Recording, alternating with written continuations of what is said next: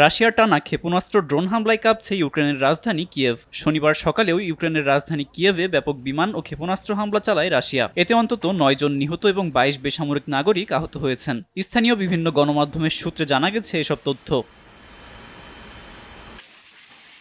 রাজধানী কিয়েভের ধ্বংসস্তূপে পরিণত হওয়া সোলোমিয়ানস্কি এলাকায় নিহত হয়েছে ২ জন। দারনিস্ক জেলায়ও প্রাণ গেছে ৭ জনের। ক্ষতিগ্রস্ত হয়েছে বাড়িঘর, গাড়ি ও একটি প্রশাসনিক ভবনও। আক্রমণ হয়েছে আরও কয়েকটি বাণিজ্যিক ও আবাসিক স্থাপনায়।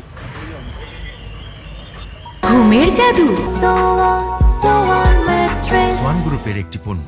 এমন পরিস্থিতিতে রাশিয়া ক্রমাগত ক্ষেপণাস্ত্র ড্রোন হামলা ঠেকাতে যুক্তরাষ্ট্র পশ্চিমা মিত্রদের কাছে আরও প্যাট্রিয়ট প্রতিরক্ষা ব্যবস্থা চেয়ে চাপ অব্যাহত রেখেছে। তবে ইরানে যুক্তরাষ্ট্র ইসরায়েলের চলমান যুদ্ধের কারণে প্যাট্রিয়ট ইন্টারসেপ্টরের সরবরাহ অনেকটাই সীমিত হয়ে এসেছে।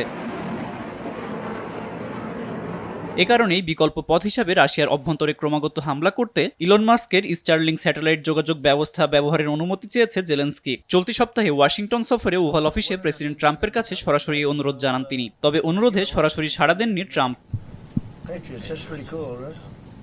বর্তমানে ইউক্রেনের নিজস্ব ভূখণ্ড ও রুশ অধিকৃত অঞ্চলে স্টারলিংক ব্যবহারের সুযোগ থাকলেও রাশিয়ার অভ্যন্তরে এর ব্যবহারে এখনও নিষেধাজ্ঞা বহাল রেখেছে মাস্ক। আব্দুল মালেক, RTV।